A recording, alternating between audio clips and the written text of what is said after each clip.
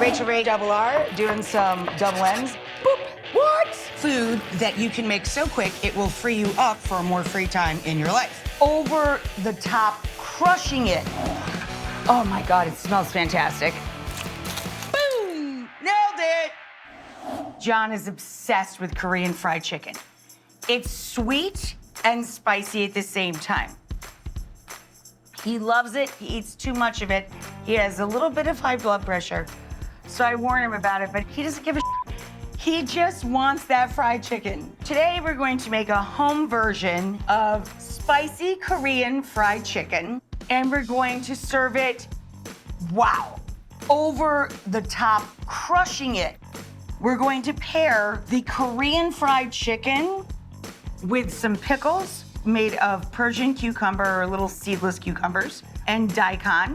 That's a kind of a mild giant radish. And we're working with lemon, ginger, garlic, and vinegar, okay? This is kimchi from a jar, very hot, pickled cabbage. Now, all over America and Korea, any place that loves fried chicken, which is pretty much the world, right? You serve white bread. We're going to pair the Korean fried chicken with sweet hot rolls. So we have sweet hot chicken coming out with some sweet hot rolls. Thank you. I don't know, I can't eat fried chicken without a roll or piece of sliced bread because that's just the way it's always served. It's just proper. Now, all that's going on with the chicken so far is it's got salt and pepper on it. For every 3 pounds of bone-in, skin-on chicken, we're going to put a 1.5 cups of cornstarch or potato starch into a bowl. One or the other, they're both fine. It's just helping it get a little bit crispier, that's all.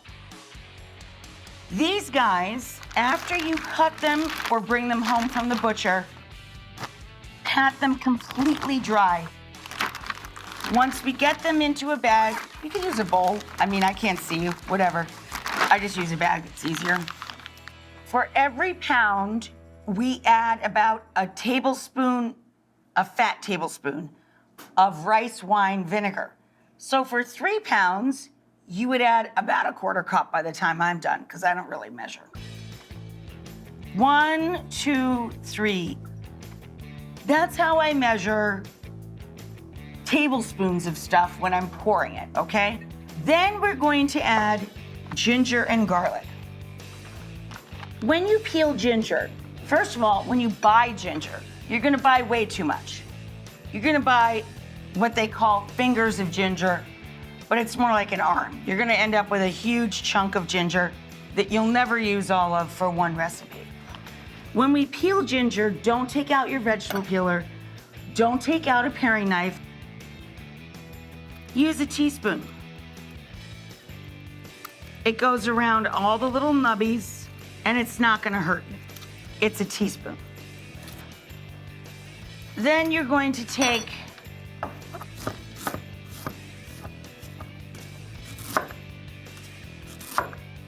about an inch, inch and a half of ginger, throw it in the bag with your chickies. Let everybody get acquainted and have fun at the party.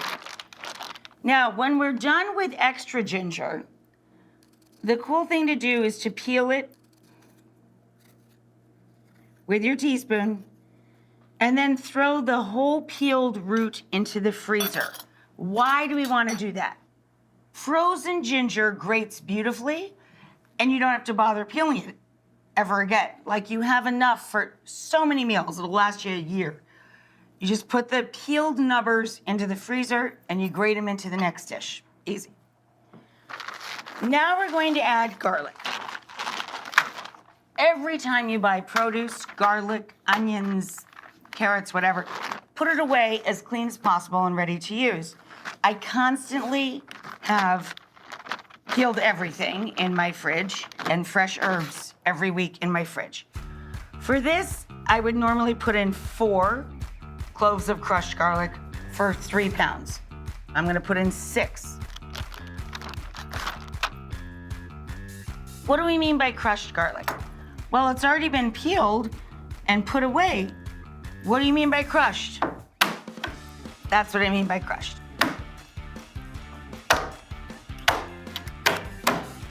So we take our crushed garlic, chugga, in the baggie. So we have our vinegar, our ginger, our garlic, our salt and pepper. We take it to the spa, give it a little rub down. Doing so well. You're doing great. Look at you. Look at you.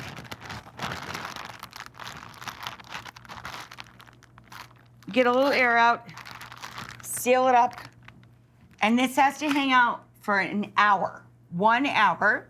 You want that flavor to really get in. All right, we're gonna make the sauce right after this.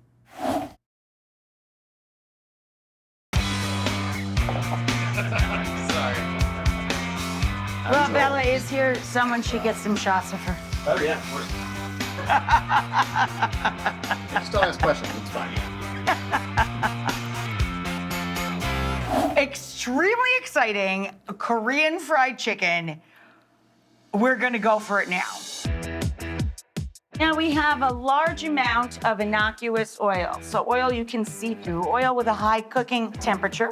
Bring the oil to temp. 350 is the standard for most things. And always, always important when we're frying, always leave 2 to 3 inches of distance between the hot frying oil and the top of the pot. That's for your own safety, and you don't want a big kitchen fire, okay? And never crowd a pot when you're frying. You fry a few pieces at a time, let the oil come to temperature again, and then put more food in. Now we have our chicken that's rested 1 hour, the bone-in, skin-on white and dark meat chicken with rice wine vinegar, salt and pepper, ginger and garlic. We have the cornstarch or potato starch. Now, the sauce is very important. It's the VIP of this dish. So now we're going to take this base, our sauce. This is a half a cup of ketchup. You can use tomato sauce, whatever you have in the pantry. For every 3 pounds, you need a half a cup, okay?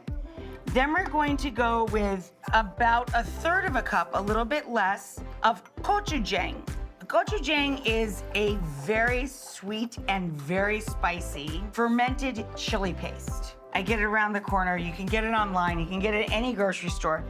I love it with all my heart. Then we're going to add about 1/4 cup of soy sauce.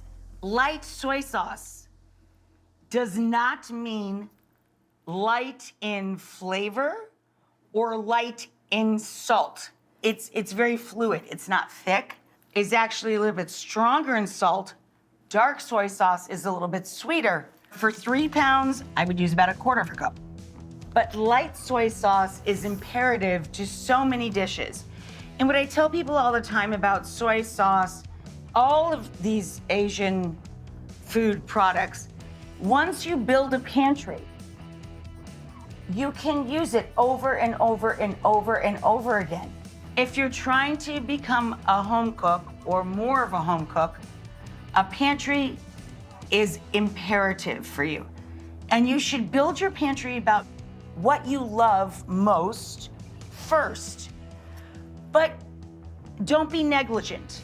You like a lot of different foods, right? Not just one thing, you like a bunch of different things. Once you build a pantry, you have months and months, years in some cases. You just have to watch the expiration dates on your products. But once you make that investment of time and money, you get many, many, many meals, not just a meal. You'll have this for a really long time. We're gonna put in 2 tablespoons of toasted sesame oil, 1/4 cup of either agave or honey. I'm gonna use the agave just to mix it up because I use the honey more, so I don't want them to fight as children. And then, I know it sounds weird, but light brown sugar. We're gonna add even more sugar to this, about a quarter cup. Now we're gonna stir this together. This is the glaze for our chicken. But it looks really weird, right? That doesn't look like glaze. We have to heat this to melt it all together. To make it hang out, we gotta turn it into a hot pot. We gotta turn it into a little bit of a, hey, let's go to the spa and sit in the jacuzzi kind of a thing. All right, we're gonna let that happen over here. And I have the oven hot to 300. Very low, not a hot oven. And I have some racks here for the fried chicken, but I also have a bowl to toss it with sauce. What I like to do is fry in batches, take the sauce and put some on each batch. Sarah Moulton taught me this trick years ago now. You put a spoon in, and when bubbles come out around the wooden spoon handle, in equal amounts and in a steady little stream, your oil is hot. We happen to have an actual thermometer on hand, so I can see when it's 350. But those are two different methods, shall I say, to see if your oil is hot enough. We're good, we're hot.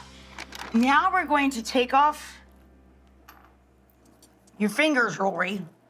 Take off your rings, if you're wearing some. And we're just gonna get in there and start frying. This is gonna take a while. It's a lot of chicken. We'll see. What we do is we take the chicken and just dredge it. Dredge means you knock it on the side of the bowl before you put it into the oil. We're gonna drop it in.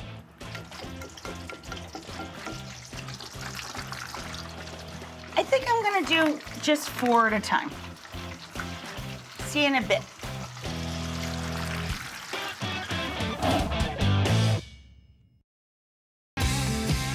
Yeah, that's good. It's around 360. It's just over 350. That's running a little hot, but not bad. Especially for a first batch. Yeah. You want the first batch to always run a little bit hot.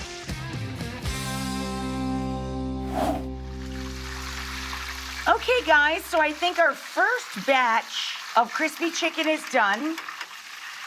I'm gonna let it drain on a rack over parchment paper on one of my sheet trays. And then we're gonna toss each batch with a little bit of sauce. And you remember our sauce, right? The sauce is it, baby. Is so it. The sauce is ketchup, gochujang, the spicy chili paste, right? Korean chili paste, soy sauce. Oh my God, it smells so delicious, I can't. And we're going to throw a few pieces at a time into a bowl. Pour the cookie sauce over the top, but it's gotta go a long way. Don't use all of it. Remember, we're cooking in batches here. We're cooking in batches. Spin it around.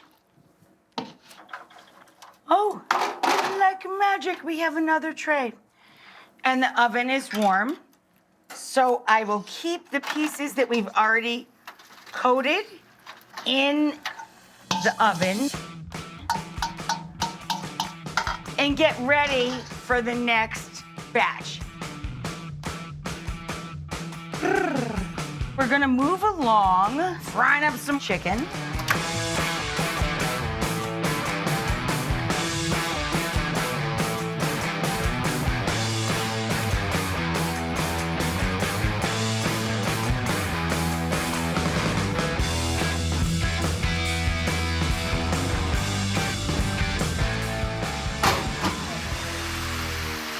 Whenever we cook fried food of any kind, we need like, shape, and size.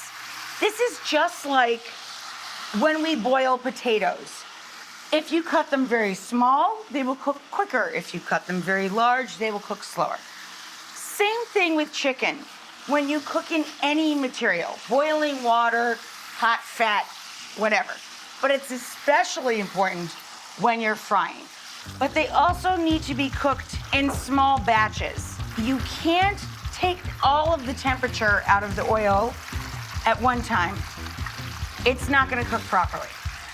So that's why I put the oven on 300, pretty low, but it's to make sure the chicken is finished cooking through even after I cook it and coat it with our delicious Korean fried chicken barbecue sauce. So this was ketchup, gochujang, soy, of course, very important, soy sauce.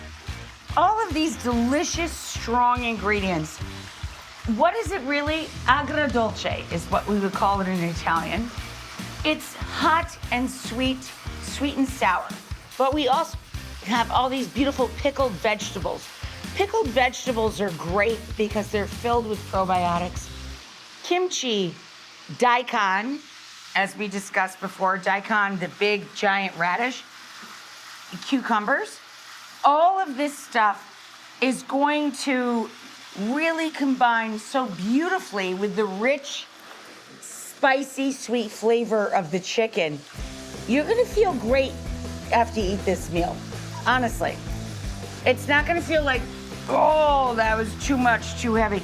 It's gonna feel delightful in many ways.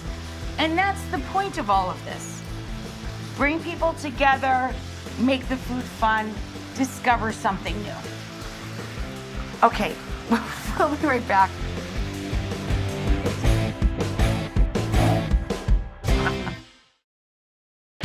These have to be actually done because all the other ones were in the oven and these were not. So I have to let them go a hair longer. All right, I think we're good. Guys ready? Okay, guys, this is our last batch. Bummer. My husband could eat 80 batches of this. I gotta tell you. Now, the other batches I've been keeping warm in the oven. I'm just gonna toss this one right here in front of you right now and put it straight out because I let it go a little bit longer in the pot. So for every piece of thigh or half a breast cut across, I allow about 12 minutes, okay? To get it to temp, 165 Fahrenheit. We're gonna flip this around and start putting our pieces of chicken into a serving dish. Now, the glaze is the most important part.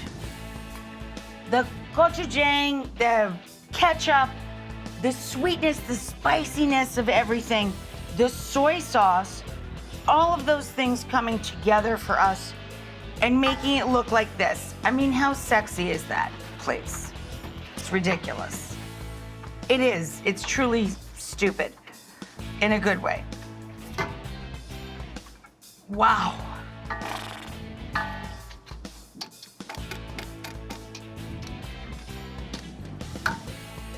Delightful. Look, this is extra sauce. I'm not throwing that away. Okay, here goes the chicken that we've been holding in the oven because we have to cook in batches. Every time you fry anything, you must cook in batches or you're going to make the oil cold and not correct for making things in the next batch. You have to work patiently, which is very hard for me. I have no patience, thus 30-minute meals, et cetera, et cetera. Here we go. Look how good this all looks. Oh my God, I could cry. All right. I'm gonna try not to cry on air, but I'm gonna take every drop of sauce. Every drop. Oh my gosh, it's a thing, man. Rolls with jalapeno peppers that are also sweet, and they go so perfectly with chicken that is sweet and spicy at the same time. I save very few meals. My husband's not here today. He's doing other stuff today. But I gotta tell you, I'm saving him a bit of this because it might make Mama happy later. Okay, but let's not forget all the other stuff we've got going on here. So over here, we have all of our pickled vegetables, some lime to squeeze over the chicken right before you eat it. We have the kimchi, which I always buy in a jar. We have our daikon, and we have our cucumber. Again, these things were only made with ginger, garlic, and vinegar. Silly, silly, silly easy. What a meal, right? And how much fun is that? It's just fun. And food should be fun.